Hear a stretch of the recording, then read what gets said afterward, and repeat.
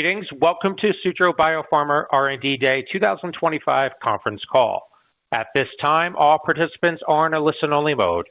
The question-and-answer session will follow the formal presentation. If anyone should require operator assistance during the conference, please press star zero on your telephone keypad. Please note this conference is being recorded. I will now turn the conference over to Jane Chung, CEO. Thank you. You may begin. Hello, everyone, and thank you for joining us today and for your continued interest in Sutro. We're excited to kick off our 2025 R&D Day, where we'll take a closer look at the science behind our platform and our growing pipeline of highly differentiated ADCs. As we move through today's program, we hope you come away with a clear sense of three things. First, for those new to the story, what is the new strategy for Sutro, and why we have strong conviction in our differentiated pipeline based on the emerging scientific data. Second, how we have been executing on this new strategy with a new leadership team and with speed. Third, how our progress will drive more value for patients and all stakeholders over the next few years. We will show how our ADC technology translates to a rich pipeline of therapies that can change the trajectory of cancer. We believe Sutro is well-positioned not just to participate in the ADC field, but our ambition is to define its future. Next slide. In the course of today's presentation, we will be making forward-looking statements which should be interpreted as outlined here. Next slide. Joining me from Sutro are Dr. Hans-Peter Gerber, our Chief Scientific Officer, and Dr. Jonathan Fawcett, Vice President of Clinical Development. In addition, we're pleased to welcome Dr. Tony Tolcher, co-founder of Next Oncology and a key opinion leader in cancer treatments leveraging cutting-edge medicines such as ADCs. For today's agenda, first I will set the context for today's discussion with our strategic reset and steadfast execution to deliver our next-generation ADC pipeline. Then Dr. Fawcett will present the important progress of our lead program, STRO-004, our tissue factor ADC, into the clinic, making Sutro a clinical stage company yet again. He will share more details on the ambitious clinical development plan to deliver initial data next year. Following that, we are very fortunate to have Dr. Tony Tolcher with us to share his expertise and excitement on what it takes to be a winning ADC and how Sutro's ADC can bring value to patients. And then Dr. Gerber will present an overview of our promising pipeline, including STRO-006, our integrin beta-6 ADC, and our dual payload ADC platform, including the emerging data to support the reveal of our first dual payload program targeting PTK7. Next slide. Now, I've been the CEO of Sutro since our strategic pivot back in March, and we have accomplished a great deal to transform the business in a short period of time, including right-sizing our team, extending the runway, and delivering on our pipeline, and getting us back into the clinic with STRO-004, our tissue factor ADC, in just 6 months. We believe we have one of the most powerful ADC technologies capable of making highly differentiated ADCs that can help solve some of the toughest problems facing cancer treatment today. Our platform is differentiated by design. We can optimize every component of an ADC, the antibody, the linker, the payload, and in doing so, we can dial up the differentiation of our ADC design to pursue complex targets and dual payload ADCs that address significant clinical and commercial unmet needs from the start. In a short time, we have built an exciting portfolio of ADCs, developing multiple programs in parallel versus a single asset focus. We have promised 3 INDs in 3 years and are doing our best to bring timelines in even further with our initial dual payload ADCs planned for 2026-27. At the same time, we've extended our cash runway 3 times this year, first to Q4 26, then to Q1 27, and now to the middle of 2027, which does not yet include all collaboration milestones. To achieve this, we have completed 2 restructurings, reducing the team from approximately 350 FTEs to about 130, thus right-sizing our organization to accomplish our goals effectively and efficiently. Further, we have fully externalized our CDMO network for supply chain resiliency and modularized manufacturing to reduce the burn, compared to the previous strategy of made in-house model. And we have standardized our platform capabilities for speed of discovery, development, and scalability. Importantly, we have a new senior leadership team who brings deep ADC experience and fresh perspective from outside Sutro, and we're compelled to join Sutro largely because of our promising technology and a desire to see that promise delivered for patients. Sutro today is a new company with a new strategy, a new team, and new focus on execution and discipline to rapidly advance programs where Sutro is uniquely positioned to deliver differentiated, best-in-class medicines for patients. We think we have achieved exactly that with our pipeline. Next slide. Let's take a closer look at how our ADCs are differentiated and why that's important. Again, what makes Sutro unique is our ability to optimize not just one or two, but every component of an ADC, including the antibody, the linker, and the payload, and the way each of these elements are combined. We have optimized our payload system to deliver homogeneous DAR8 exatecan ADCs and have even achieved as high as DAR16 ADCs without compromising PK. This advance enables us to incorporate higher DARs with multiple payloads to deliver greater potency with our ADCs. We have also optimized the linker strategy with our beta-glucuronidase or beta-glu linker, which offers a better safety profile due to site-specific conjugation with our non-natural amino acids. This design leads to better, more tumor-selective linker cleavage inside the tumor and less so outside the tumor. Finally, our antibodies are made in a cell-free system, making them Fc silent and are not glycosylated. This avoids Fc gamma engagement in normal tissue that's associated with certain liabilities commonly seen with conventional ADCs, like interstitial lung disease or ILD or ocular toxicity, further improving the safety profile of our ADCs. Now, despite the continuing progress made with conventional ADCs, the simple but persistent challenge to overcome is that efficacy is limited by toxicity. And altogether, Sutro's ADC technology enables far greater flexibility in ADC design, increasing ADC drug exposure 2 to 3-fold higher than conventional ADCs, which we believe leads to improved safety and tolerability and then greater efficacy. Next slide. Now, I don't want to steal too much thunder from our upcoming presenters, but there are some important developments in our programs that I cannot wait to share.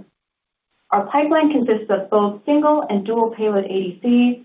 The strategy for single payload ADCs is to first validate the beta-glu DAR8 exatecan linker payload system on our cell-free platform and establish a greater therapeutic and safety window, which will enable the addition of a second payload system for our dual payload ADCs. So the safety of our single payload ADCs in the clinic will be an important read-through to our dual payload ADCs. To address clinical unmet needs where there is still much room for improvement from current standard of care, our single payload ADCs tackle hard-to-reach complex targets with broad application across many tumors.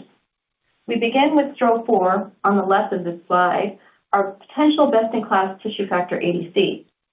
The emerging data you will see today underscore the potential opportunity for STRO-4 to redefine and expand the benefit of tissue factor ADCs in multiple solid tumors beyond cervical cancer, and with much improved safety window seen with a GLP tox HNSTD of 50 milligrams per kilogram, and anti-tumor activity in PDX models starting at doses as low as 1 milligram per kilogram. We are excited to share that the STRO-4 program is now active and enrolling, with initial top-line data expected in 2026. I would like to congratulate and thank the many Sutroites involved in achieving this significant milestone. In the center of the slide, STRO-6 is our integrin beta-6 targeting ADC. Historically, this has been a difficult antibody target to make, which supports our clinical potential and differentiation. The integrin family of receptors is diverse, but we have engineered our ADC to be highly specific and selective for the alpha-V beta-6 heterodimer involved in tumorigenesis. Integrin beta-6 is highly expressed and has been clinically validated in lung cancer, which is a big clinical need. Sutro's ADC is well tolerated at 25 milligrams per kilogram, and at these doses, we do not see ILD or pneumonitis in non-human primates. And this is particularly important in lung cancer. The program is on track for IND next year in 2026. On the right, dual payload ADCs represent the next frontier, designed to overcome resistance, delay disease progression, and potentially set a new standard of care. We believe there is significant potential here to transform cancer treatment by unlocking deeper and more durable efficacy. Again, we announced today PTK7 as the target for our first wholly owned dual payload program, and we're doing everything we can to accelerate entry to the clinic as early as 2026. Dr. Gerber will share the rationale for this target and the emerging data for this program. In addition to Sutro programs, with our collaborator Astellas Pharma, we're pursuing an exciting dual payload combination with our innovative immunostimulatory ADC, or iADC program, which combines a cytotoxin and an immune stimulator, potentially providing a new treatment option for cold tumors and patients who do not respond to existing immunotherapies. We expect the first Astellas-partnered iADC program to enter the clinic also in early 2026. As you can see, 2026 is lining up to be a very exciting year for Sutro. Next slide.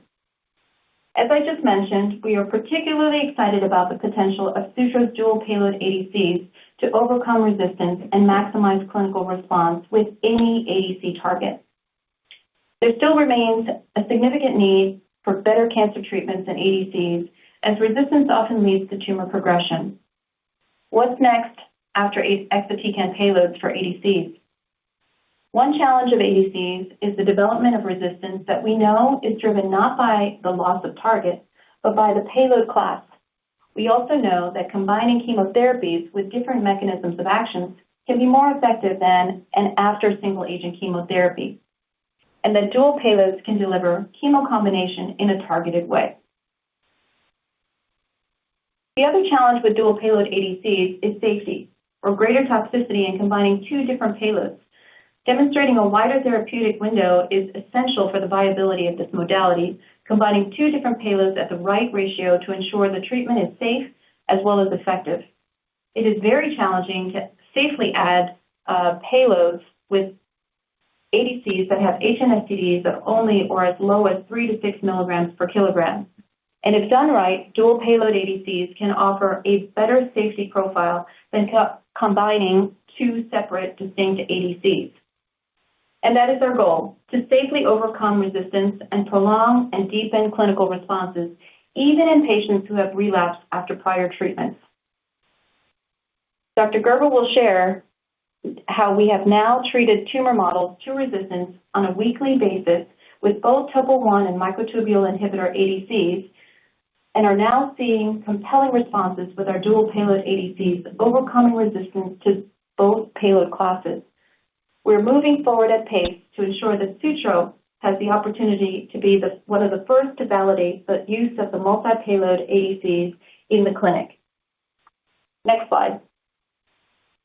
For dual payload ADCs, the design flexibility of Sutro's unique ADC platform is particularly advantageous. We believe Sutro's dual payload ADCs are well differentiated in 3 ways. First, we are well ahead of others with more modalities of payloads, including topo-1 inhibitors, microtubule inhibitors, DDRI or DNA damage response inhibitors, including PARP inhibitors and APR inhibitors, and immunostimulatory agents, and even new payload classes we haven't yet disclosed. With the many different modalities of payloads, we have the ability to make dual and even triple payload ADCs that combine therapies with these distinct MOAs. Second, even more important is the control of payload ratios with our non-natural amino acids in the cell-free system.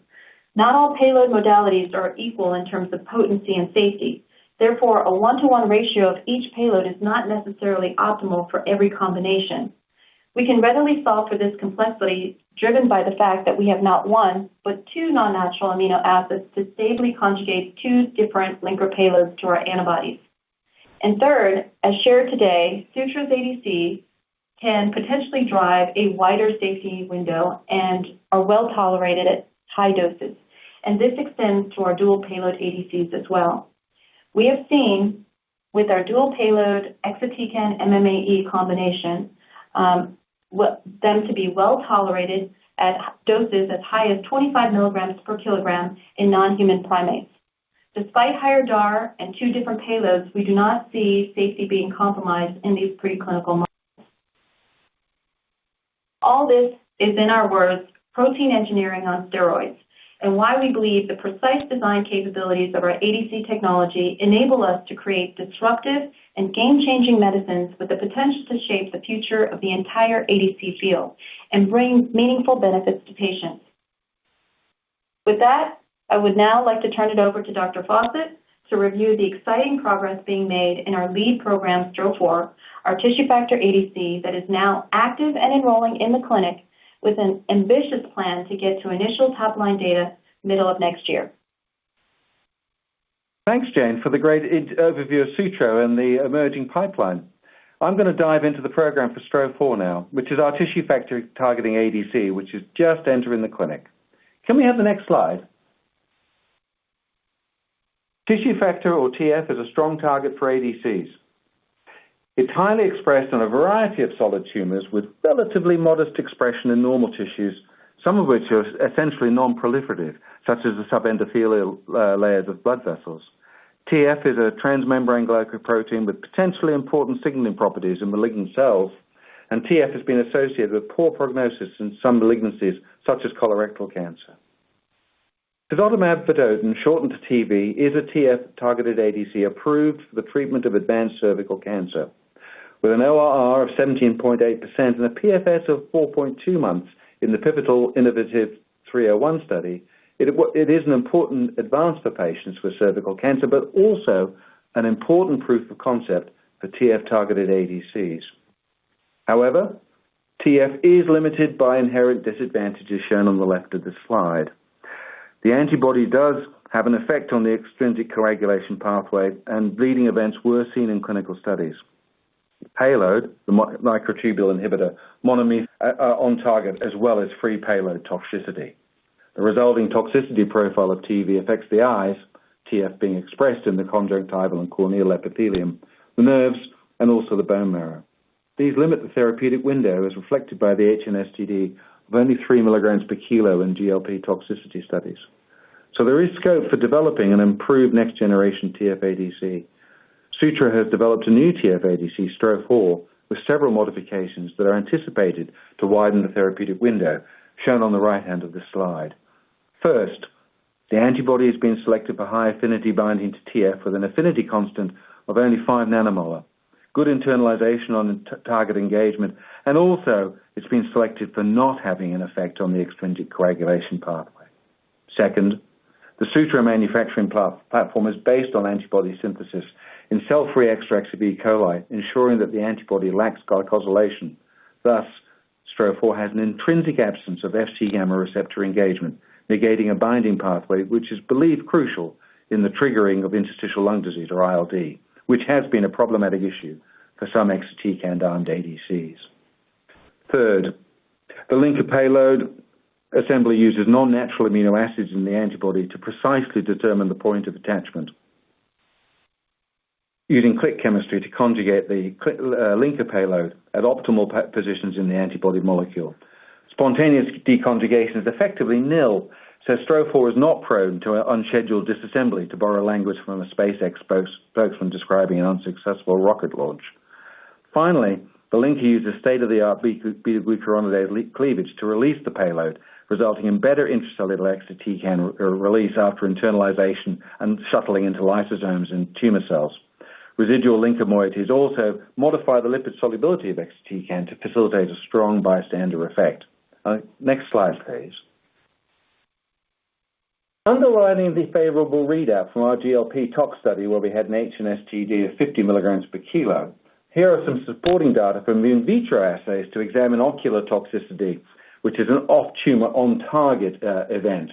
The left-hand panel shows better viability of corneal epithelial cells than an MMAE-armed TF-ADC. Camptothecins, such as exatecan, are less toxic to the ocular epithelium than microtubule inhibitors. In the middle panel, a similar assay of human keratinocytes as a measure of potential skin toxicity is shown. And finally, the right-hand panel shows markedly reduced in vitro activation of the extrinsic coagulation pathway with STRO-4 compared to tisotumab vedotin. Next slide. When starting the TF-ADC program, Sutro made a DAR4 prototype for testing and subsequently also a DAR8 version. Noting, of course, that our platform allows easy dial-up and payload conjugation by the placement of more non-natural amino acids in the antibody peptide sequence. This slide illustrates the results of in vitro testing of our candidate TF-ADCs against the HCT116 cell line, which has low to medium TF expression. You can compare the DAR8 results shown in purple against the DAR4, which is the green plot, in a payload-matched experiment. Even though the HNSTD of our DAR8 TF-ADC was 50 milligrams per kilo rather than the 100 milligrams per kilo seen with the DAR4 version, the DAR8 strongly outperformed the DAR4 prototype in anti-tumor activity. Both exceeded the performance of an approved TF-ADC, shown in this graph in blue. Our DAR8 TF-ADC, now named as STRO-4, thus succeeded in anti-tumor activity without losing excessively in safety. An HNSTD of 50 milligrams per kilogram is still comfortably at the front of competitor assets in development. Alongside pharmacokinetics predicting a half-life of nearly 7 days, the development program draws a straight line connecting the preclinical science to our expectations for STRO-4 as we move into the clinic. Next slide. STRO-4 also showed strong activity in CDX models of non-small cell lung cancer and head and neck SCC. Both of these cancer types are ones in which TV also showed some activity, the latter particularly, but it was especially encouraging that we observed strong tumor inhibition after a single dose of STRO-4 of only 1 milligram per kilo, with growth only breaking away as drug levels declined towards zero. This speaks to the potential for the wide therapeutic window that STRO-4 was designed for, with an HNSTD of 50 milligrams per kilogram in conjunction with anti-tumor activity kicking in at as little as 1 milligram per kilo. If you can, please remember that 1 milligram per kilo dose, because I will come back to it. Of course, you have seen these data before, but we do have some new results to share today. We're just beginning to get the first outputs from a PDX study testing STRO-4 against different tumor types, which we'll share in the next couple of slides. Can we have the next slide, please? We're testing STRO-4 against panels of head and neck cancer, non-small cell lung cancer, both squam and non-squam, pancreatic and colorectal cancers, 20 for each tumor type. The models chosen for testing were screened for TF expression, and all of them show at least some TF expression ranging from low to high. The summary waterfall plot on this slide are the first results that we have, and it is anticipated that the rest will be mature in time for presentation next year. I want to point out that the Translational Medicine Group elected to administer a single dose of 5 milligram per kilogram in these experiments. As you may be aware, there has been discussion of what represents a relevant dose in the context of PDX studies, since it is possible to dose in these models at doses well above what is likely to be tolerated in the clinic, and that decreases the likelihood that the results will be clinically relevant. The current consensus is that the optimal strategy is to administer a single dose of drug commensurate with a likely clinically tolerated dose. Most DAR8 exatecan-armed ADCs are dosed in the 4 to 6 milligram per kilogram range, which explains the decision here to use 5 milligrams per kilo. As you can see, strong regression of tumor growth has been seen so far, with a best objective response of a 73% ORR, including some complete responses. At least partial responses have been seen in all tumor types tested. I could boast of a 100% response rate in CRC, shown in purple, but to date, we've only got data from a single model tested. It is preferable to seeing 0% though. Note that the data from a substantial number of head and neck cancer models, depicted in light blue, gives a solid 65% ORR, which I'll come back to in a minute. First though, next slide. Here are the data from the non-small cell lung cancer and pancreatic models broken out into a rather less busy slide. It's encouraging that thus far, the results are strong in NSCLC, with 71% showing at least a PR, and 2 of these are squamous histology. The current data are better again in pancreas, where all the models so far have shown at least a partial response.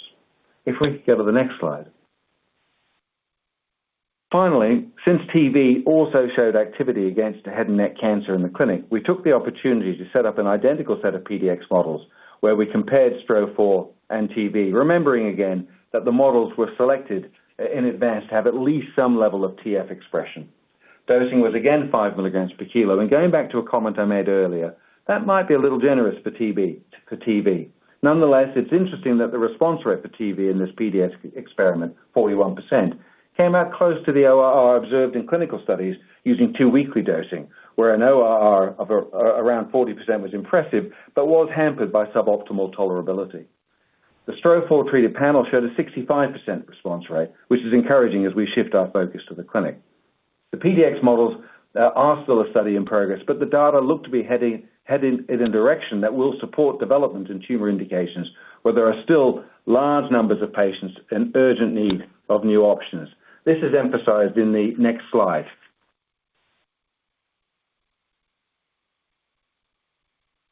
Here you can see tumor demographics across some of the indications that are of interest in the STRO4 program.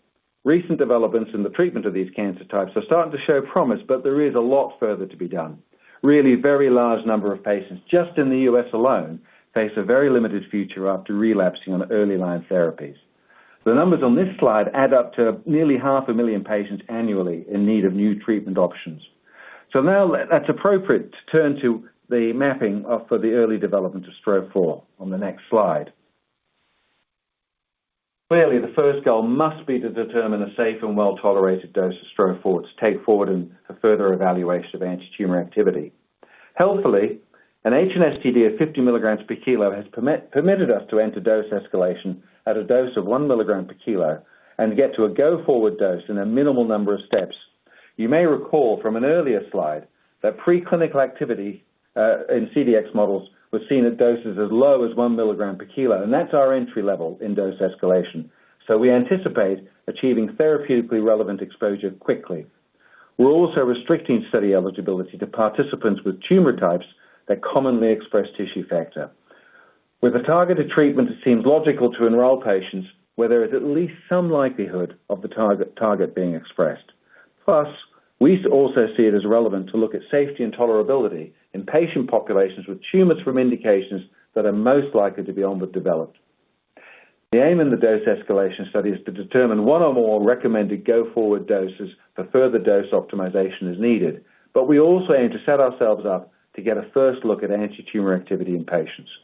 Our IND application is now cleared, and the dose escalation study has been activated with the first wave of sites already initiated. More to come by come online by the year end. If we go to the next and final slide. This slide sets out a high-level timeline. It is important to set ambitious goals for development. We are working in a highly competitive environment, which ultimately is driven by the very large patient population who are hoping for better options and hoping for them quickly. There is no secret sauce to speeding up progress beyond attention to all the minor points of delay in clinical studies and working hard to optimize them so that they can add up to development moving more quickly. For example, as an observation, ADC toxicity generally kicks in abruptly at a certain dose level, and time can be lost at the upper end of dose escalation in chasing every last small increase in dose, when the conclusion will likely turn out to be that a lower dose is going to be better tolerated over the longer periods of treatment that are typical in dose escalation phases. With the wide therapeutic window that we're aiming for, strong efficacy is anticipated without straining towards MTD, and this should be leveraged to get a dose more quickly that could be taken into further development. In finishing, we need to remember that no sponsor can develop a drug wholly in the laboratory. We are utterly reliant on patients and their families who recognize the importance of new drug development and decide that they want to help to make a difference. Our biggest thank you goes to them. Another pillar of efficient development is the partnership with investigators who are deeply interested in giving a new asset the chance to demonstrate its potential. We would also like to say thank you to them for their collaboration, their enthusiasm, and of course their enormous expertise in keeping patients safe and helping to translate the work in the lab into clinical reality. We look forward to sharing data with you next year as we get the first results from this exciting clinical program. Now, it's my great privilege to pass you over to the next presenter, Dr. Tony Tolcher. As the founder of Next Oncology and one of the leading phase 1 development oncologists in the U.S., he needs little further introduction. Thank you very much for joining us today, Tony. Thank you, Jonathan. As many of you are aware, I've been involved with antibody drug conjugates for approximately 30 years, having worked originally with the first antibody drug conjugate, BR96 doxorubicin. So I've seen this field grow from many initial failures to now the most successful platform. When I was asked to join the Sutro Clinical Advisory Board, the important points were that the data that they showed me were very attractive. And this is important because I turn away about 50% of the advisory boards that I'm offered when it comes to antibody drug conjugates, because I've seen sort of the past and the present, and I'm going to talk a little bit about the future today. So I hope that you understand why I am excited, but also where I see innovation going. So next slide, please. What I'd like to do is outline, what I believe to be practical innovation and what it actually looks like. Now, many people actually ask me to sort of foretell the future about antibody drug conjugates or ADCs from this point on. And I oftentimes say, there's several key features that I would consider modern and likely successful antibody drug conjugates will have to have. Now, the first point is this. We are developing drugs, but transformative therapies, the way we actually lead to either excellent treatments or perhaps cures, come from combinations. So chemotherapy was used way back 40, 50, and 60 years ago, and we used to give single agents of cytotoxics. And the trouble with that, ultimately, was that we would put patients into some sort of response or remission, but they would quickly progress. It wasn't until we actually combined chemotherapy agents together did we lead to successful therapy.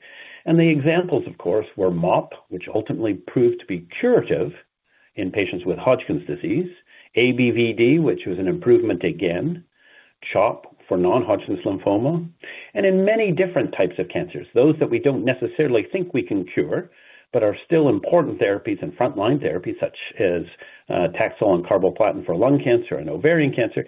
These all came about from putting drugs together. And these combinations usually came about because we combined drugs with non-overlapping mechanisms of action, and they didn't have overlapping toxicity. It's important to recognize that for us to move forward with ADCs, we need to start to consider combinations of payloads.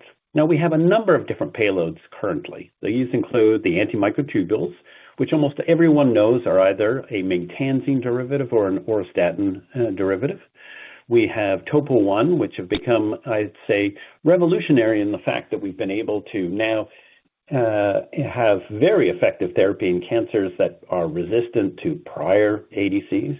And in some cases, for hematologic malignancies, we have the strong alkylators PPD.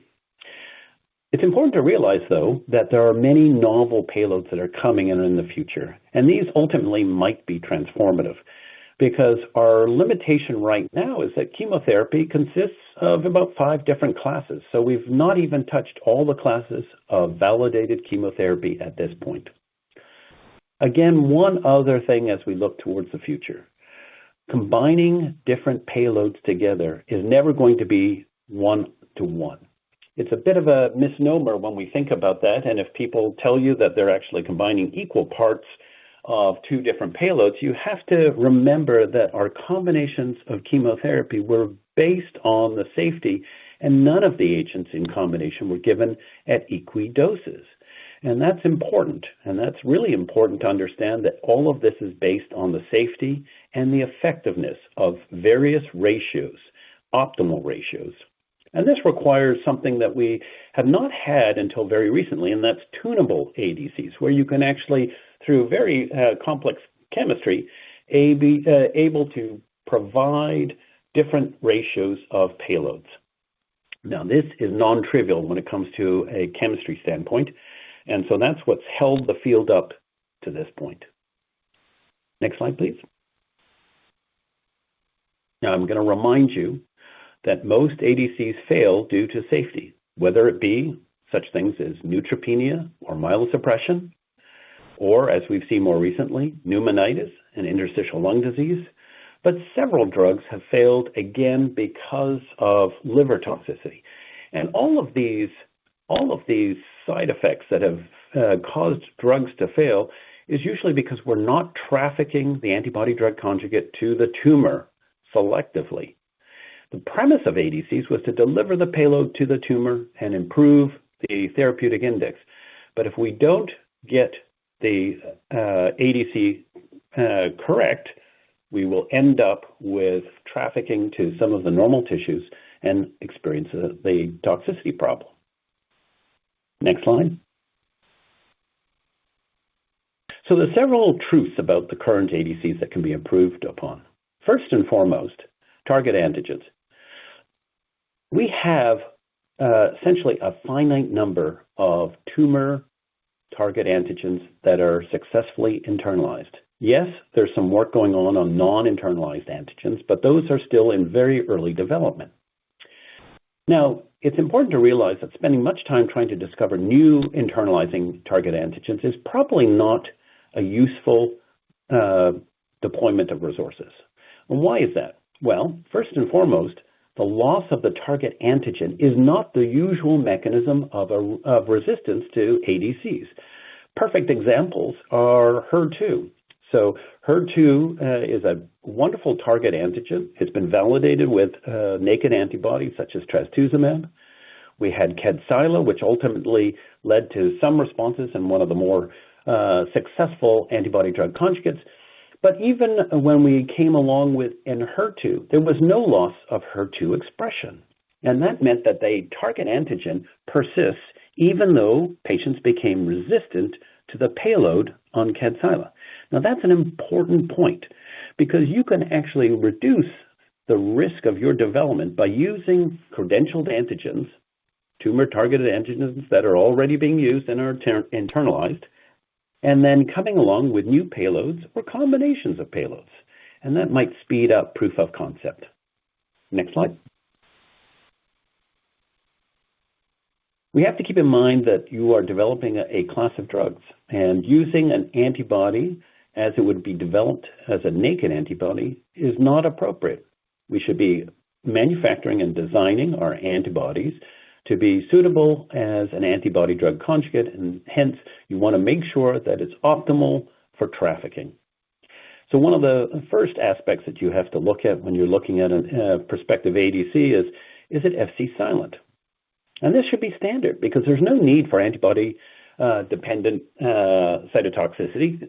In fact, actually, at this point, it's more of a hazard and a problem because an intact Fc region on an antibody increases the risk for interstitial lung disease as well as liver toxicity, which we've seen more recently. Again, as I mentioned, one has to have the antibody designed to be tunable because you need to be able to increase either the drug-to-antibody ratio, the DAR, and you may not need high DAR, you may need low DAR depending on the payload, or if it's a less potent payload, you might need high DAR. You also need to have sites where you can bring other payloads on if we're going to get to combinations. And we have to optimize for linker chemistry. The old val-cit linker technology, I think, was important at the time, but is clearly not superior when it comes to stability. Next slide.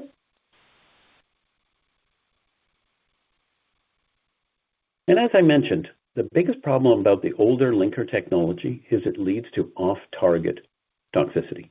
The fact that the cytotoxic agent can come off the antibody leads to widespread distribution of a potent cytotoxic payload.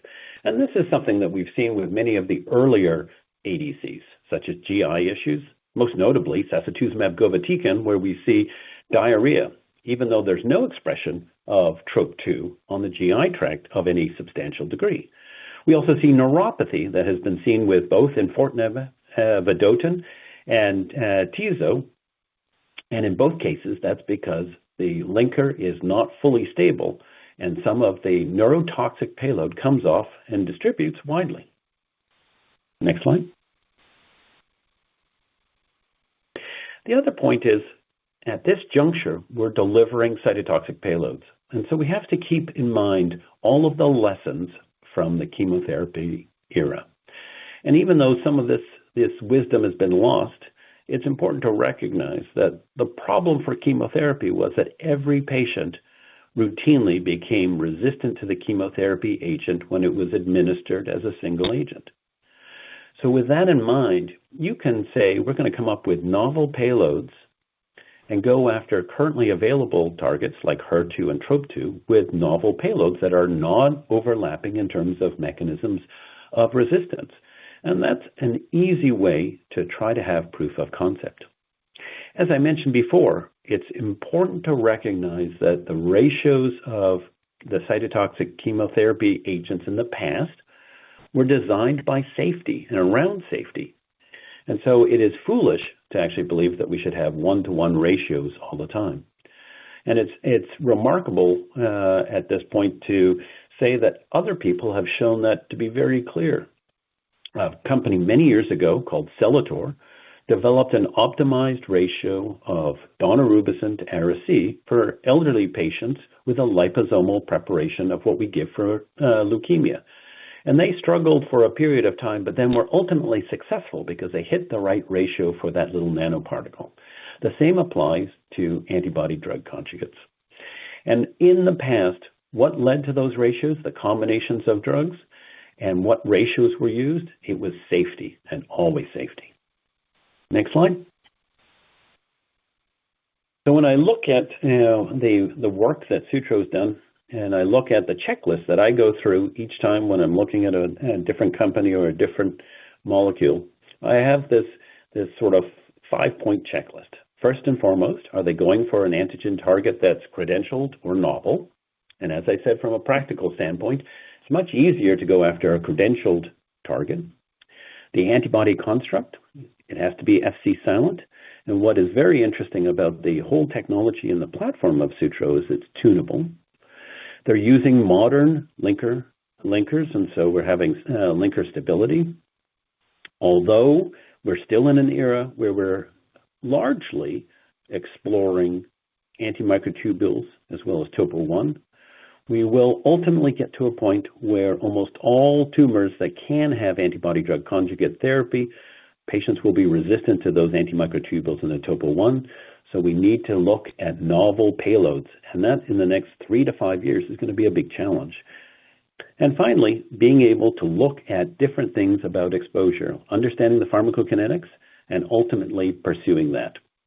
And with that, I'd like to thank you for your time, and I'll hand it over to Hans-Peter. Thank you, Tony. So I wanted to start with this graph, comparing the clinical response rate of tubulin inhibitor ADCs in gray and exatecan ADCs in blue, showing progression-free survival in the last column and objective response rate in the second last column. Across a variety of tumor targets and indication, there is a significant improvement in both endpoints by exatecan-based ADCs over traditional tubulin inhibitors, demonstrating how payload innovation can impact ADC pharmacology.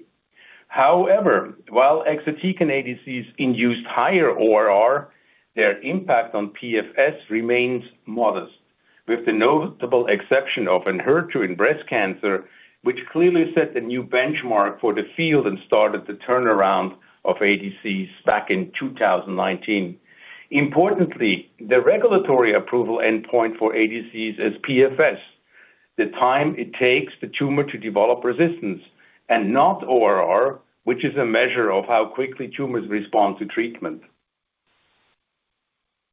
Remarkably, other than the payloads, most ADC components of the exatecan ADCs and tubulin ADCs shown on this slide remain the same, including the cathepsin cleavable linkers, cysteine-based conjugation chemistry, with all their known tox liabilities leading to ADC instability and platform toxicity.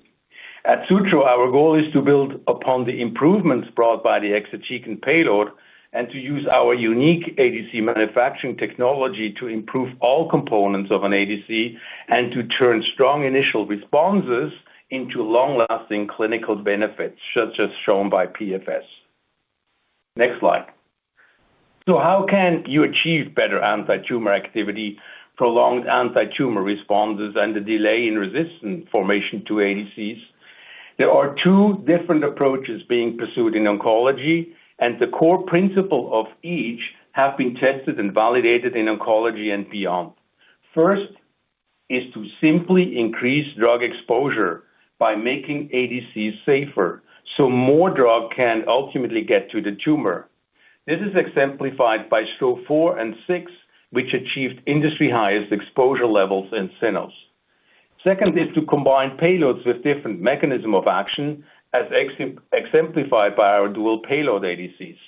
For STRO-227, we combine exatecans with a payload with complementary mechanism of action, such as tubulin inhibitor MMAE.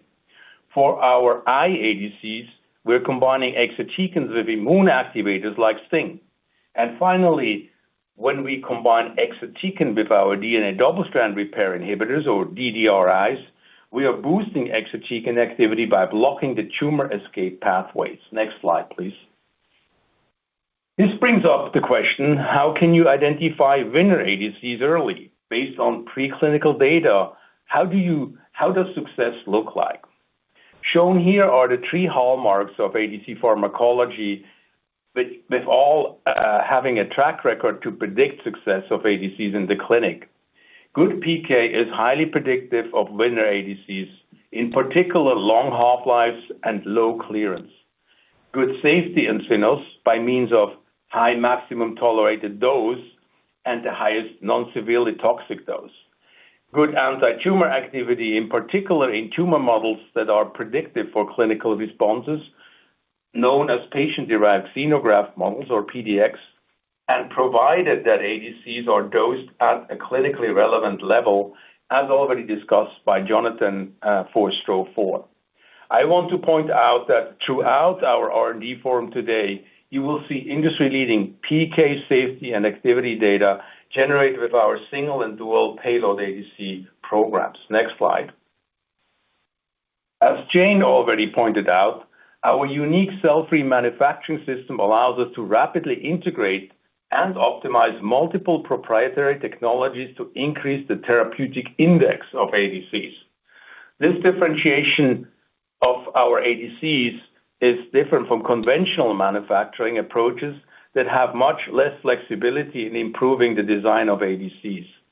For example, on the left graph, we exchanged each of the 450 amino acids in the heavy chain of antibodies shown in blue, and each of the 220 amino acids in light chain shown in green with our non-natural amino acids. The sites shown in gold provided optimal PK properties when conjugated to linker payloads. These sites are all different from the standard 8 predefined cysteine residues used for most conventional ADCs. On the right panel, we see the mouse PK of different DAR16 ADCs with different combinations of the golden non-natural amino acids shown on the left panel. As you can appreciate, only one combination achieved optimal PK. If you are limited to the standard 8 cysteines, your chances of achieving optimal PK properties are limited, and I will show you that on the next slide. Next slide, please. On the left panel, we compared cyno PK data from four of our exatecan ADCs circled with an orange dotted line compared to conventional exatecan ADCs shown in green and DX derivatives of the payloads shown in blue. On the y-axis on the left, we plotted the exposure levels per payload at the HNSTD, and on the x-axis on the bottom, the payload dose per payload at HNSTD. So ADCs with high stability are on the top of the graph, and ADCs with low platform toxicity are on the right. So you want to be on the upper right quadrant if you achieve the three hallmarks of winner ADCs. On the right panel, we went through a similar exercise with our dual payload ADCs. Here, the MMAE dose per ADC at the HNSTD is shown on the y-axis, and the MMAE exposure per ADC at the HNSTD on the x-axis. Again, you want to be on the upper right of the plot with a winner ADC. As you can appreciate, by applying our platform technologies to MMAE, we could increase MMAE exposure shown on the x-axis 3 to 5-fold, and increase the dose for DAR4 MMAE 2 to 3-fold, all in presence of additional 8 exatecans. These PK demonstrate that thanks to the versatility of our ADC platform, the PK improvements are not limited to exatecan payload, but applied to other payload classes. But most importantly, why does this high exposure matter? It is well known now after 20 years of ADC development that for ADCs, higher exposure drives better anti-tumor activity.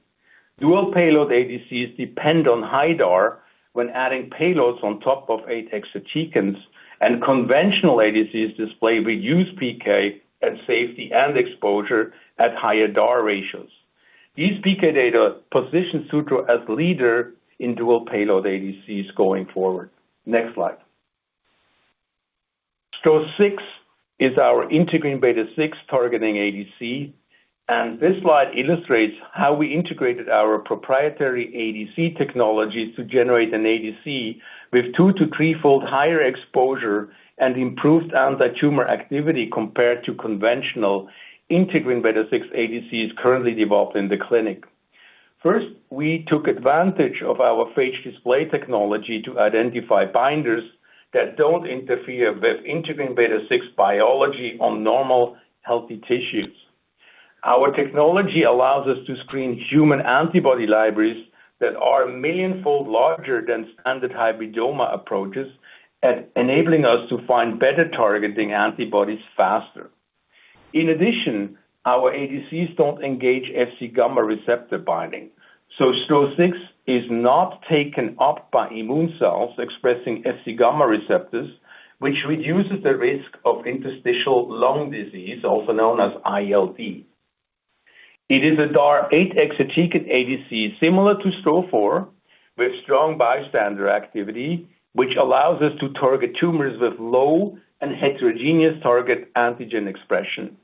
We are using our proprietary beta-glue linker, which is not cleaved in the bone marrow, in contrast to the conventional cathepsin B cleavable linkers. In addition, all our linker payloads include a hydrophilic group, which further minimizes platform toxicities.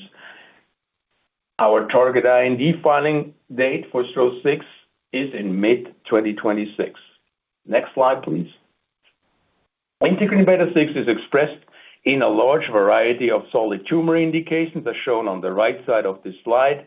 It has been clinically validated as an ADC target in lung tumors with over 90% of patients expressing integrin beta-6.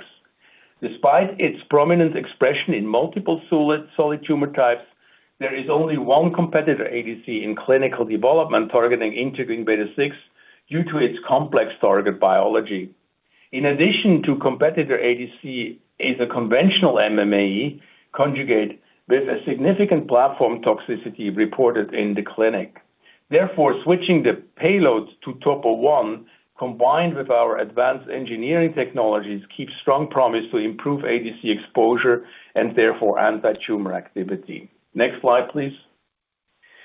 When comparing STRO-6 with competitor ADCs, including conventional MMA conjugate, we noticed significant improvement in both safety and efficacy, as shown in the table on the left. The minimum efficacious dose, MED, is about 3 to 6-fold lower. The maximum tolerated dose in cynos is 4 times higher, and the half-life is 2-fold extended. There is no sign of neutropenia, lymphopenia, or ILD in the pilot cynotox study. The PK is outstanding, with a half-life of 7 to 8 days and with 1 nanogram per milliliter of free exatecan shown on the right graph, which is about 10-fold lower compared to competitor conventional exatecan ADCs. Next slide, please. In these xenograft experiments using lung PDX tumors, we noticed superior anti-tumor activity of STRO-6, shown in blue and dark blue, compared to a tubulin inhibitor ADC, shown in green. In bladder cancer, shown on the right panel, we found better anti-tumor activity of STRO-6 compared to the competitor exatecan integrin beta-6 ADC, both administered at the same dose. The superior anti-tumor activity of STRO-6 on the right panel is most likely caused by the improved stability of our exatecan ADC platform, resulting in higher exposure levels and better anti-tumor activity. Next slide, please. As mentioned previously, PDX models are highly predictive for clinical responses of ADCs when dosed at clinically relevant dose levels. Here we compared the ORR of STRO-6, shown as a waterfall plot in blue, to a competitor tubulin inhibitor ADC, shown in green, in a mouse clinical trial in head and neck PDX tumors.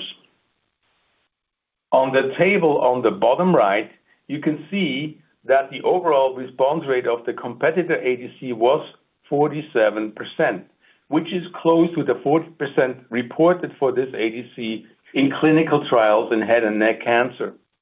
For STRO-6, we report ORR of 71% in this mouse clinical trial when dosed at the clinically relevant dose level of 5 mg/kg. An important detail is that the competitor ADC shown in green was dosed at 5 mg/kg, which represents double the clinically relevant dose for MMAE conjugates in the clinic. Next slide, please. This slide shows the same experimental data analyzed for durability of response relating to PFS in the spaghetti plot. On the left panel in blue, a single dose of STRO-6 induced responses in most tumors that lasted over 40 days. In contrast, the responses induced by the tubulin inhibitor ADC shown in the right in green were less durable, with most tumors relapsing after 20 days. These findings are consistent with the notion that switching the payload class from MMAE to topo-1 not only increases ORR, but also PFS. Next slide, please. I mentioned that in addition to increasing ADC exposure, combining two payloads with different mechanism of action can help to delay the onset of resistance to ADC treatment. I will provide you with two examples how we achieve this goal when combining different payload types. The first example is for MMAE, the most successful ADC payload developed so far, with over 40% of all approved ADCs. The second is an immunostimulating payload known as STING. Next slide, please. The PK analysis of a HER2 conjugate with 8 exatecans and 2 or 4 MMAE payloads suggests rock-solid PK properties, similar to what we already reported for the single payload conjugate STRO-4 and STRO-6. Next slide.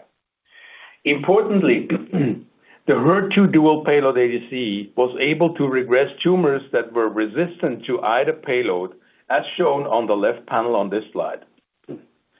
In this experiment, we treated the tumor with weekly doses of HER2, shown in gray and black, until the tumor eventually became resistant to the exatecan ADC after 100 days.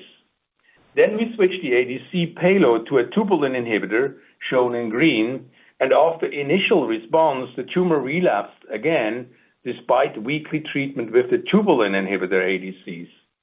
Then we switched to our dual payload ADC, shown in blue, and treated the double-resistant tumors again, which all responded with a durable, complete response. These data demonstrate that dual payload ADCs can overcome resistance to each single payload ADC. On the right panel, we treated colorectal cancer, which historically don't respond to tubulin inhibitor ADCs, with a single MMAE payload shown in green, confirming lack of responses. When treated with the single exatecan ADC at clinically relevant dose levels, we saw a moderate response, which is shown in dark blue.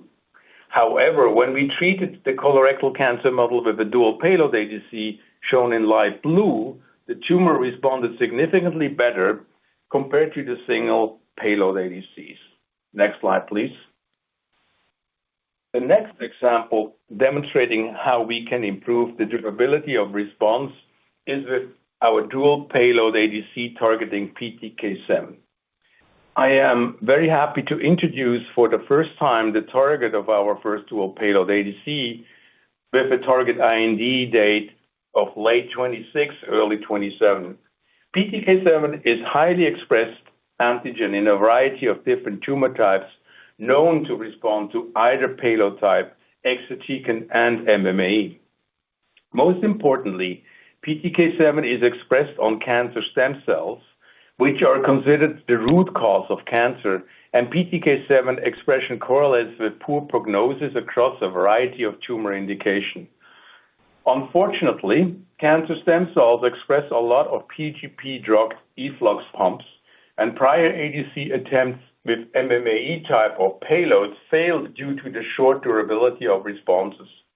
Exatecans are not substrate for PGP pumps, and it is time to revisit this clinically validated target with a dual payload ADC where the payload is not substrate for PGP pumps. Next slide. The anatomy of the STRO-227 ADC is shown here. It combines two MMAE payloads shown in orange with 8 exatecan payloads shown in blue. The rest of the design is similar to the features for STRO-4 and 6. The target IND date for STRO-227 was originally 2027, but due to the rapid advancement of the dual payload program, we are now targeting an IND filing date of late 2026. Similar to the data shown in the HER2 dual payload ADC, the PTK7 dual payload ADC shown in purple induced better ORR and PFS in breast cancer models compared to single payload ADCs shown in light blue and pink. Even increasing the dose of the exatecan payload ADC shown in the right panel in pink, the dual payload induced better anti-tumor responses shown in purple. Next slide. In pilot Sinotox studies, we were able to dose the 8+2 PTK7 ADC at 25 mg/kg without signs of toxicity. When compared to the reported HNSTDs of conventional MMAE conjugates, we were dosing at higher dose levels than reported for any MMAE conjugate, despite the presence of 8 additional exatecan payloads on the ADC. These data demonstrate that we can apply our ADC platform technologies to other payload types and exatecan with the same increase in dose and exposure levels. Next slide. Here we compare the HNSTD of STRO-227 with the reported HNSTDs of other exatecan platforms, and you can discern that we are not taking a significant hit in safety despite the presence of 2 MMAE payloads. Combined, these findings position us as a leader in dual payload ADC development, and minimizing platform toxicity to increase overall exposure level with decreasing safety are key for success. I want to conclude my presentation with the preclinical data generated when combining exatecan payloads with immune agonist payloads known as STING agonists. Next slide. There's a strong body of scientific evidence that combining cytotoxic payloads with immune agonists can induce prolonged anti-tumor responses. First, immune agonists work best in minimal residual tumor settings after debulking of tumors. Exatecan payloads do exactly that. They debulk tumors so immune agonists can be more effective. As shown on the right panel, immune agonists activate the innate and adaptive immune system to launch a second wave of attack mediated by CD8 T cells against the tumor, following the tumor cell killing induced by exatecan. The basic concept was attractive to Astellas, and we launched a dual payload collaboration combining exatecans and immune agonists back in 2022. As a matter of fact, Sutro was the first ADC company to report dual payload ADC data back in 2022, enabled by our unique manufacturing process. Next slide, please. It is easy to see from this xenograft experiment that the relative fold improvement of the dual payload versus the single payload exatecan ADC are most pronounced with the STING payload, resulting in 8 out of 8 complete responses compared to the exatecan single payload ADC with only 1 out of 8 complete responses. Next slide. The HER2 iADC induced the cellular and molecular hallmarks of induction of the innate and adaptive immune responses similar to the changes observed with checkpoint inhibitors. Next slide. The combination of exatecan and STING payloads induced complete and durable anti-tumor responses in HER2 refractory tumor models shown on this slide. Next slide. The safety of the HER2 iADC was assessed in an exploratory cynotox study, revealing an MTD of 25 mg/kg. These data are particularly impressive in light of the HER2 HNSTD reported in cynos of 30 mg/kg. Most importantly, the PK data revealed a highly stable ADC with no increase in cytokines and negligible ADA formation in the past. This was a major impediment for STING ADC development. Next slide. With that, I'd like to hand it back to Jane. Thanks very much for your attention. Thank you, Dr. Gerber. And as we wrap up today's call, next slide, I want to summarize the ambition of the new Sutro story, driving execution and value to patients with our new strategy and pipelines. 2025 has been a year of transformation and execution, capped off with our re-entry into the clinic with STRO-004, our tissue factor ADC, and expected FPI, or first patient enrolled, by year end. We look forward to 2026, getting to initial STRO-004 data by the middle of next year, and continuing that strong momentum as we deliver INDs for STRO-006 in 2026 and our first PTK7 dual payload ADC in 26-27. As mentioned, we also have an ongoing partnership with Astellas focused on 2 dual payload iADC programs. We're already seeing the fruits of this partnership, and we expect the first iADC program to enter the clinic in early 2026. Partnerships like these not only validate our platform, but also extend our runway and strengthen our ability to deliver. In closing, with transformative potential and scientific progress we are making, our team is all in to drive the future of Sutro and shape the future of ADCs. This is all about execution, innovation, and delivering value to patients, to partners, and to shareholders. Thank you for your attention, and we would now like to open it up for questions. Thank you, operator. Thank you. We will now be conducting a question and answer session. If you would like to ask a question, please press star 1 on your telephone keypad. A confirmation tone will indicate your line is in the question queue. You may press star 2 to remove yourself from the queue. For participants using speaker equipment, it may be necessary to pick up your handset before pressing the star keys. One moment, please, while we poll for your questions. Our first questions come from the line of Tara Bancroft with TD Cowen. Please proceed with your questions. Hi, good morning, and thanks for taking the questions and all these really exciting updates. You have a lot going on here. So, I guess the first question that I think is most relevant is related to STRO-004. I'm curious if you could discuss a little bit what level of efficacy that you think would support, moving it into later stage development, and maybe a little bit on safety too, your level of confidence that it should have similar safety to what you saw in the preclinical data. Thanks so much. Hi, Tara. Thanks for the question.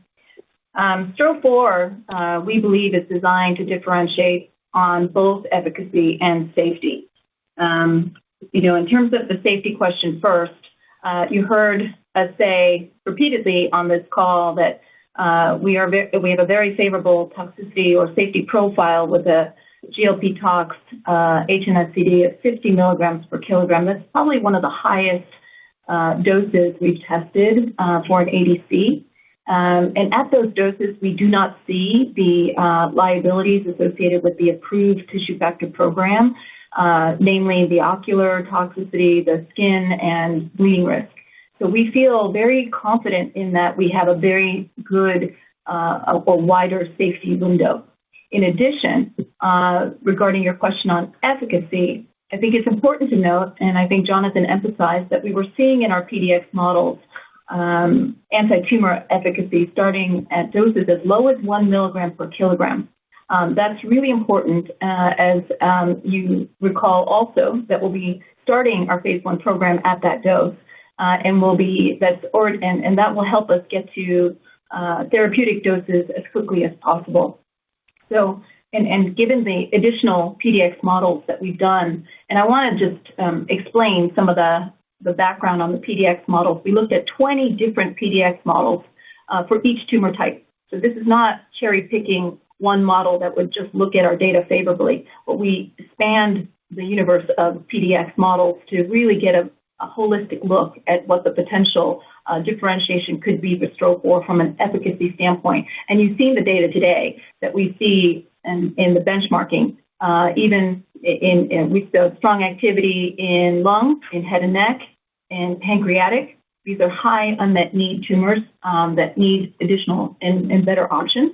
And even when we benchmarked against the TIVDAC or approved tissue factor programs, dosing them even higher a bit, we still saw very competitive activity there. So I will just ask Jonathan if he wants to add any more. Thanks, Jane. I mean, this is the critical thing, that the drugs are safe and that they make a meaningful difference. And we acknowledge that the PDX data we presented today is still a work in progress. I mean, we haven't got yet results for all 20 models across all the tumor types tested, but the results do look very encouraging, that we're going to have activity in the clinic that will make a real difference to patients. I mean, we're not talking here about small effects. We expect real differences that make a difference to patients' lives, and that will be achieved, we anticipate, without paying a safety penalty. I can't give you precise numbers because the data will drive the decisions as they emerge. But we've gone into this boots and all with the expectation of a strong result. Thank you. Thank you so much. Thank you. Our next questions come from the line of Ted Tenthoff with Piper Sandler. Please proceed with your questions.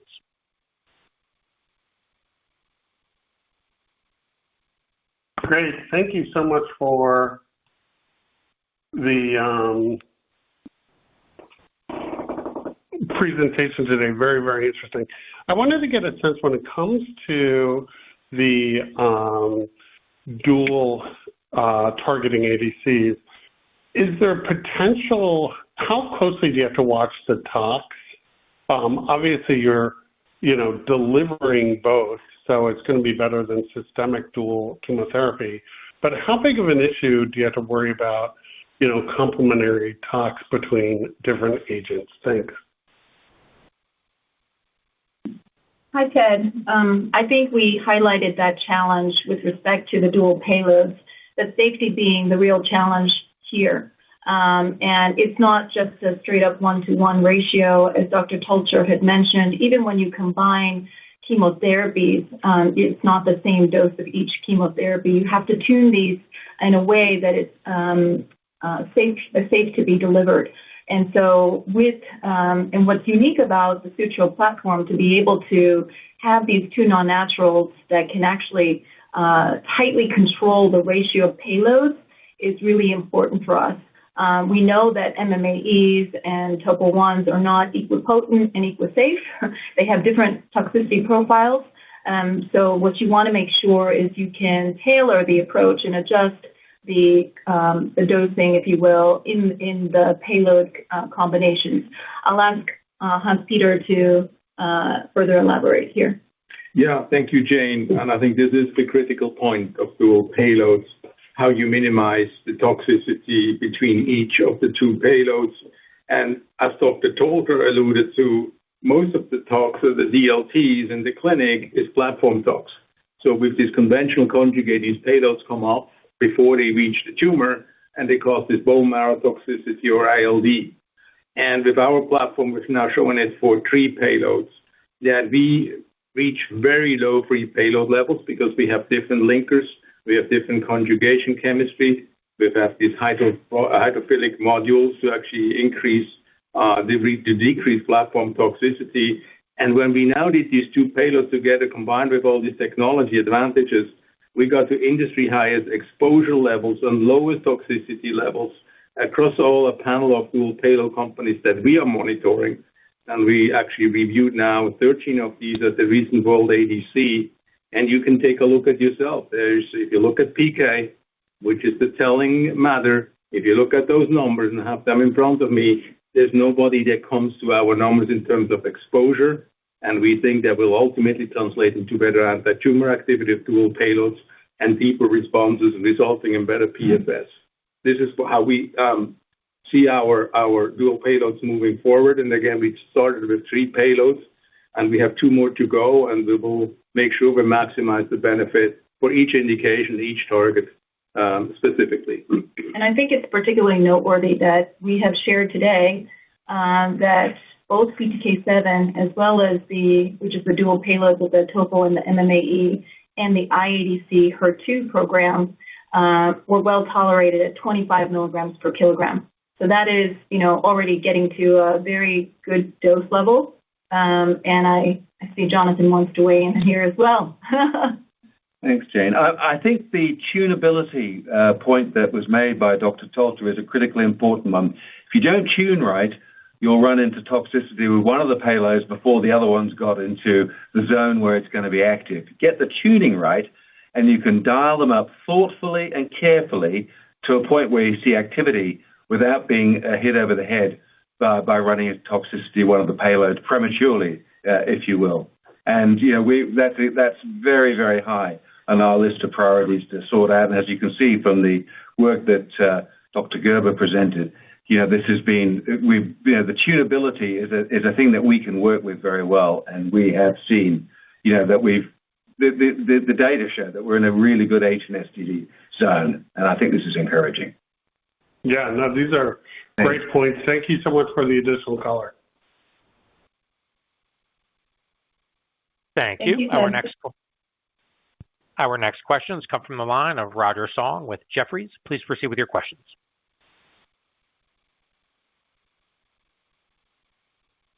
Hey, good afternoon, team. I appreciate the updates. This is Nabil on for Roger. A couple from us regarding STRO-004.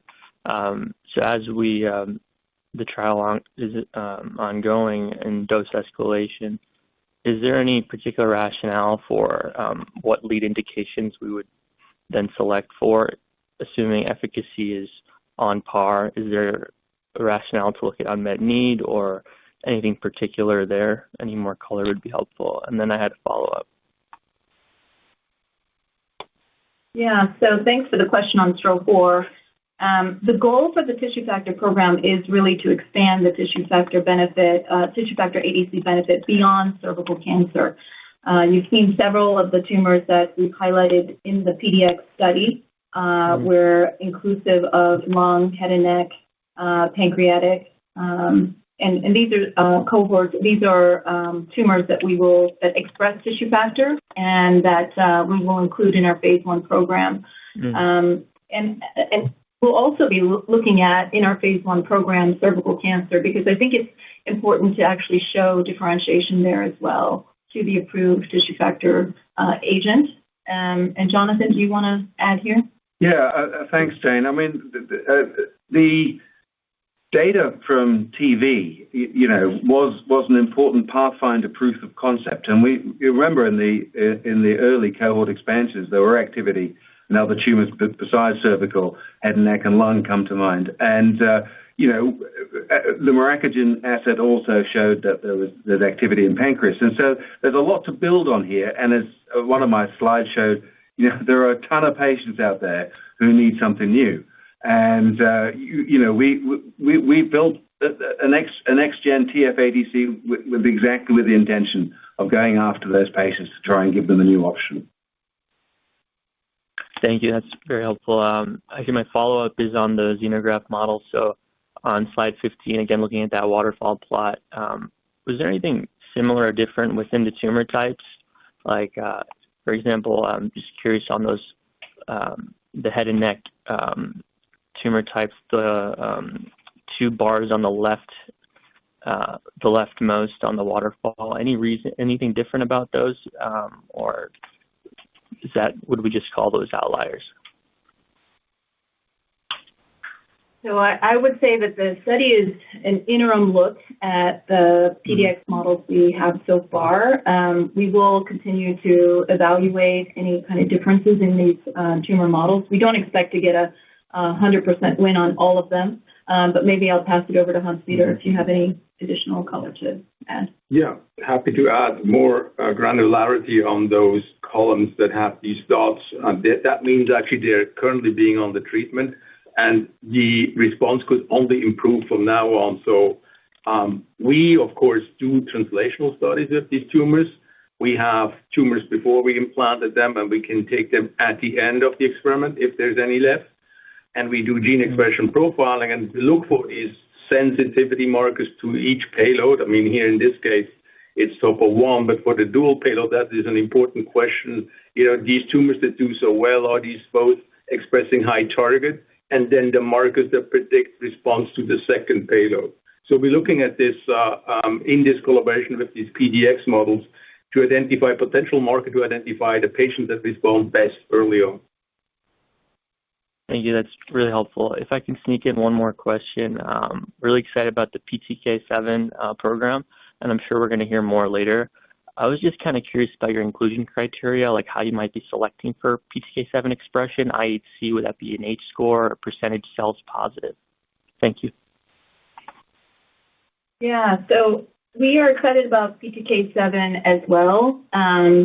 And we believe that PTK7 is already a validated target. While it's not approved, any agent isn't approved for that target yet. There are several companies going after this similar target as well with an exatecan single payload ADC. And we want to make sure that we're developing a program that is highly differentiated, and that's why we're introducing our dual payload program to go after this target. It's been validated in several tumors, whether it be lung, breast, and ovarian. And there is an IHC in terms of enrichment strategy there as well. So we'll continue to evaluate. Awesome. Thanks for answering all my questions. I appreciate it.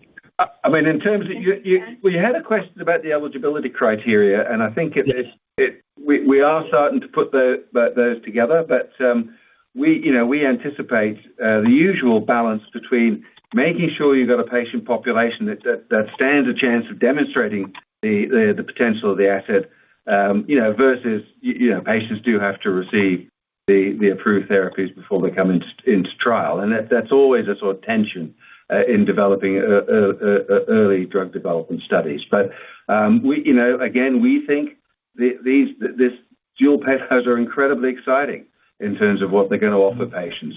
And, in that case, you want to cast the net wide. You want to give as many patients a chance to take part as you can, in principle. Yeah. I think up front, we might do retrospective analysis in the phase 1 just to see what the correlation is with target expression and response rate. But I think when we look at the enormous wealth of data that is already around that PTK7 target, this is now a different target space, which is known to be associated with cancer stem cells. And 10 years ago, this was the root problem of cancer that we need to take care of. But I think 10 years ago, we didn't have the right payloads. With these exatecans, you can actually go into these root-causing cells of cancer because they're no longer being effluxed by these pumps. And that is the most exciting aspect of this. This is an addition to the delay in resistance formation because of the dual payload. We can now go into the root problem of cancer and get rid of those cells. And it's already been shown in a paper in 2019. If you take these PDX tumors and you eliminate the PTK7 positive cells and you put the tumor back in mice, the tumors don't form. So we know when we get rid of these cells, there will be no more tumor growth. And we knew with the tubulin inhibitors before we actually that's published, we couldn't get rid of these cancer stem cells. There was always 10% left, and they reformed the tumor. So this is a super interesting experiment now going into the clinic and see how these new, more advanced platform technologies can help the patient. Very interesting. Thank you. Thank you. Our next questions come from the line of James Shin with Deutsche Bank. Please proceed with your questions. This is Sam on for James. I'm just wondering if Dr. Tolcher could share his thoughts on integrin beta-6. Dr. Tolcher. He couldn't join us for the Q&A, sorry. We only have the Sutro team available for the Q&A. Okay, thanks. James, can you repeat your question?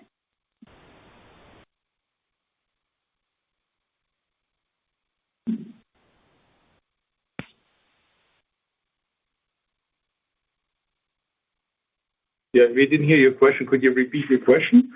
I was just, I wanted to hear Dr. Tolcher's thoughts on integrin beta-6. That was my only question. Okay. Well, happy to address the question. We are excited about the integrin beta-6 program. It has been a target that's historically been difficult to make. Hans-Peter knows this well when he was working at another company that took many years to actually formulate that target. Reason being is that it is just grouped with a lot of other targets in the integrin beta family that you don't want to get, so you don't want to interfere with. And I think we have made, with our Sutro technology and protein engineering, a highly specific antibody, or ADC, targeting this alpha V beta-6 heterodimer that is involved in tumorigenesis, and also avoids the other sort of target biology associated with this target as well. So that helps us get a cleaner profile. And already we're seeing doses that are well tolerated at 25 milligrams per kilogram for this program. And we believe that it is, we know that it is highly expressed in lung cancer and has already been validated in lung cancer with a competitive program. But there's opportunities for improvement in terms of the safety as well as the efficacy. And so we're excited about this program. In fact, the one competitor that has been investing in this target is now tripling down on this target.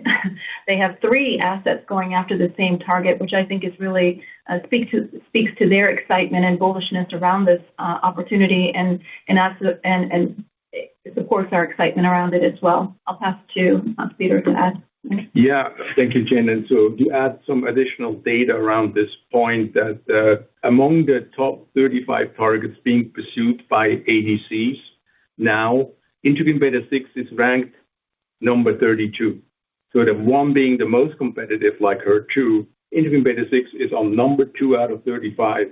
The reason for that, it's so hard to get an antibody to target that integrin beta-6 without interfering with the biology. And that is really in contrast to the enormous value of the target indication lung. In fact, our competitor went now with 3 ADCs into that space because they have an antibody that is safe. We are having the same or better antibody that is safe with a topo 1, and we're looking forward to actually see how much more we can dose and how much better anti-tumor activity we can achieve with these kind of new enabled ADC that lets us dose at higher levels. And we already have compared our exposure levels with competitors, and they're very confident that we have good reasons to believe that we'll see very good anti-tumor activity with this ADC. Are you expecting activity to correlate with target expression here?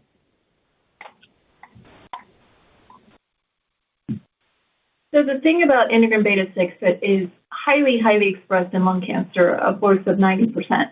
So we know that the target speaks to poor prognosis in cancer patients. Whether or not we'll need a biomarker for this program is TBD.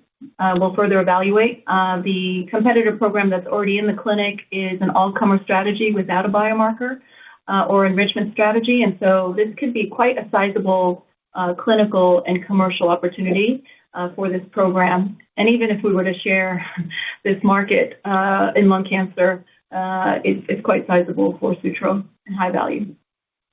Yeah, I mean, the thing about the biomarker piece is if the prevalence of the marker is very high, then the biomarker approach is less important in terms of achieving efficacy. And the other sort of side of that page is that if you need biomarker expression, the patients don't have tissue, they then face a new biopsy, and that's, you know, there are issues around that. Some patients are reluctant or frightened even to undergo another biopsy. So if you can show that you've got a drug that's working well without the biomarker enrichment, that actually, in the end, is a service to patients. And I think it's, you know, perhaps sometimes people don't always appreciate what it's like to be on the receiving end of a biopsy needle. Yeah, and the biopsies tend to be a bit more challenging to get in lung cancer versus like other solid tumors. Thank you for the call. Thank you. As a reminder, if you would like to ask a question, please press star 1 on your telephone keypad. Our next questions come from the line of Tazeen Ahmed with Bank of America. Please proceed with your questions. Hi, good morning. Thanks for hosting this event. If you think about areas where companies like to differentiate in the ADC space, one of those, as you mentioned and most other companies have mentioned, would be payload. So in your decision to select MMAE as your second payload to add to exatecan, can you talk about why that is the best combination and maybe what other payloads you might have considered and how this could be particularly differentiated? Thanks. Thanks for the question, Tazeen. It's an important question because it's a strategic one, right? So when we think about PTK7, it's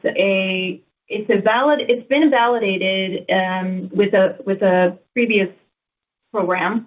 There has been some efficacy shown, but the PFS was limited to about 1.5 to 3 months. And so the program itself was limited by the toxicity of an MMAE design. And I think for us, when we think about, you know, a target that's been validated but not yet approved, still is sort of a novel, somewhat novel target. We want to then think about how do we combine and de-risk the program to some extent with how we design sort of payloads. The payloads for both Topo1 and MMAE are a bit more validated, right? They're more validated, they're credentialed, according to Dr. Tolcher, and historical payloads that we have seen very active in the tumor types that we just mentioned in lung, breast, and ovarian. And so the combination of those two payloads de-risk sort of this program going forward, going after a validated but not approved target. So that's kind of how we think about putting these combinations together. If we went for a like we did for the HER2 program and wanted to dial up the differentiation for the payloads like an immunostimulated payload, we chose purposefully to go after a validated target, right? Because then you can really see the differentiation of the payloads and the activity and the contribution of those payloads and the new payloads. So that's really kind of the reason behind the design. And we think that because PTK7, the target is being sought after by several companies with a single payload exatecan approach, we want to differentiate our program with a dual payload with an exatecan plus MMAE that has already been shown active in these tumors that we're going to be looking at for that program. Anything else? Yeah, I can add a little bit more color to that statement. So yeah, this is, of course, we are looking at 5 different payload combinations with Topo1.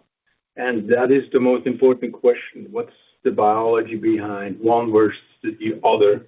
And there's basically 2 principal approaches.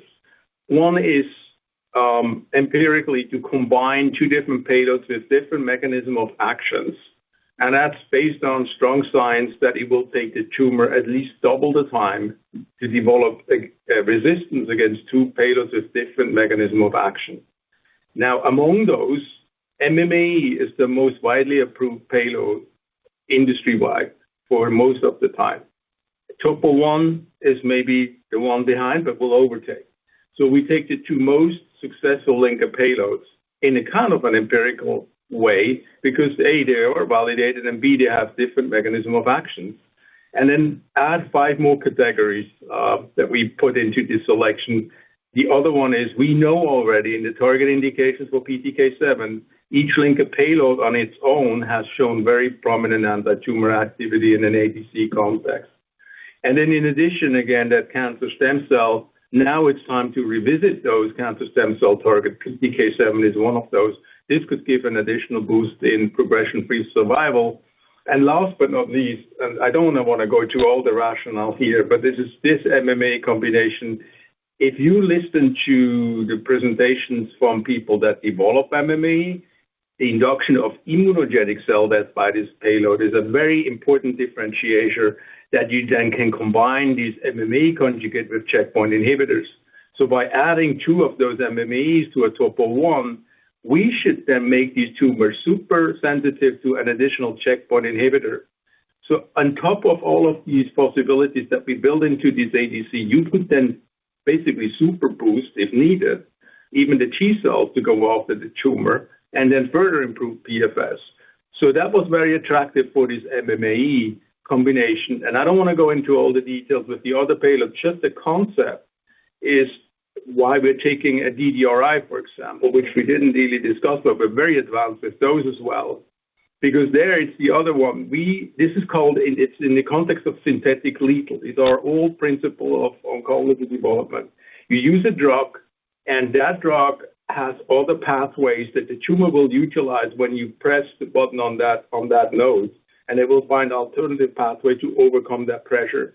And the DDRIs will actually cover all the remaining pathways for tumors to escape to the topo1 pressure.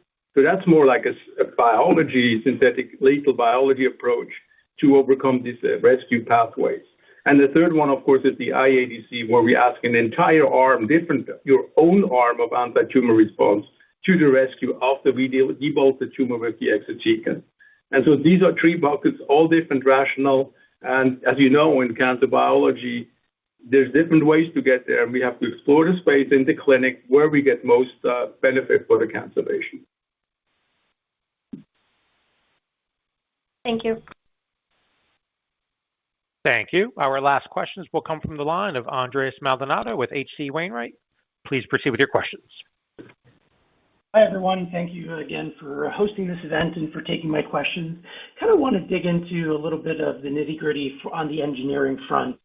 First question, I guess as we look across targets, can you speak on what is the variance of rates of internalization kinetics, maybe half-life of internalization across the targets?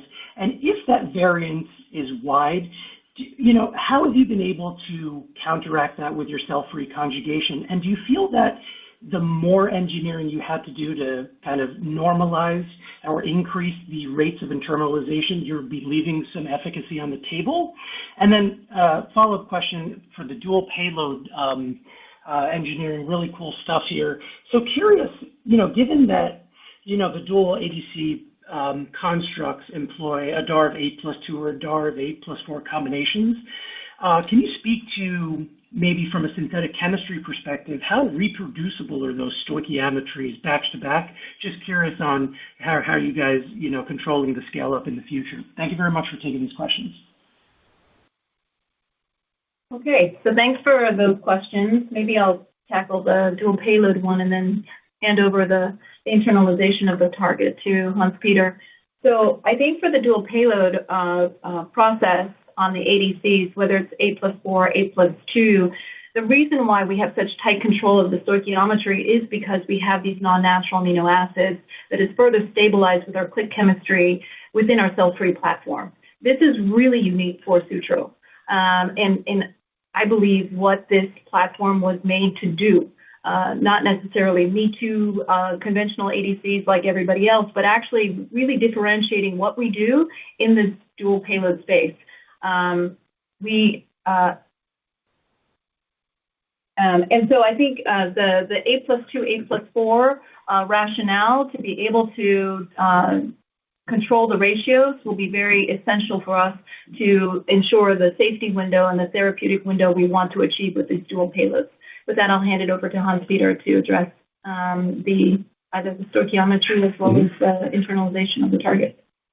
Yes, happy to add more color here, Jane. So with regard to the preciseness of how we can conjugate single and dual payloads in a DAR 8+2, 8+4, you may have seen our collaboration that we initiated with the FDA, where actually the FDA reached out to us because they have seen the profiles of our ADCs and said they could become industry standards for how to precisely make ADCs.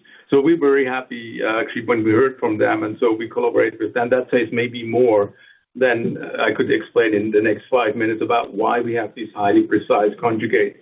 But with the internalization, that is a good question. It came up many times. I want to frame it a little bit, starting with one extreme version. As you know, there's now currently being developed ADCs against targets that don't internalize at all. There's extracellular matrix. Actually, was one of those that I started originally when back at Pfizer.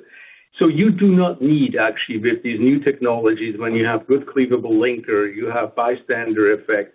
All you need is a high copy number target and something that cleaves that payload in the tumor environment.